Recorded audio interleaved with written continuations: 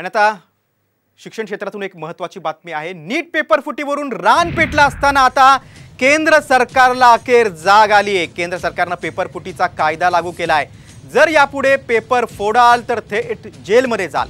या कायद्यात नेमकं काय आहे यावरचा हा विशेष रिपोर्ट। पेपर फोडणाऱ्यांची खैर नाही।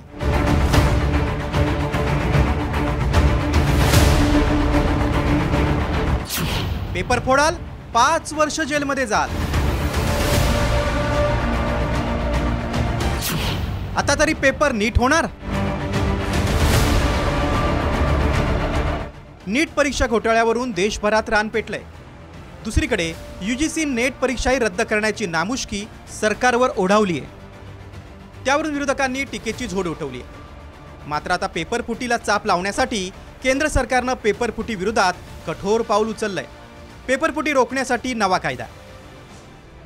पेपर फोडल्यास 3 ते 5 वर्षांची शिक्षा आणि 10 लाखांचा दंड असणार आहे। पेपर फुटीला अधिकारी जबाबदार असल्यास 10 वर्षांची शिक्षा आणि 1 कोटी दंड। एक्झामिनेशन सर्व्हिस प्रोव्हायडरचा सहभाग असल्यास त्यालाही 10 वर्षांची शिक्षा आणि 1 कोटींचा दंड।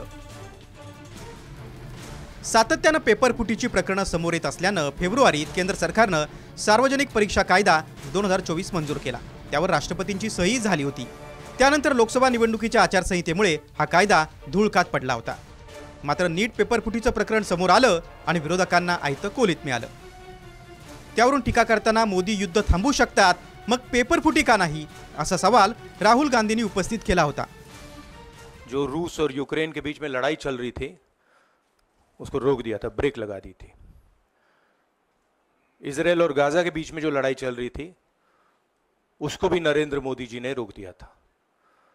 मगर किसी ना किसी कारण जो हिंदुस्तान में पेपर लीक हो रहे हैं उसको नरेंद्र मोदी रोक नहीं पा रहे हैं या रोकना नहीं चाहते हैं। सातत्याने होत असलेल्या पेपर फुटीचा फटका भाजपला लोकसभेत बसल्याचीही चर्चा झाली। त्यामुळेच युवा वर्ग एनडीए पासून दुरावल्याचं बोललं गेलं, तर एनडीएच्या घटक पक्षांनीही पेपर फुटी विरोधात कठोर पावलं उचलण्याची मागणी केली। त्यानंतर सरकारने 21 जूनच्या मध्यरात्री कायदा लागू केला। नव्या कडक कायद्यामुळे तरी पेपर फुटीची प्रकरणं थांबणार का आणि पारदर्शी परीक्षा होणार का हे पाहणं महत्त्वाचं ठरणार आहे। ब्युरो रिपोर्ट, साम टीव्ही न्यूज।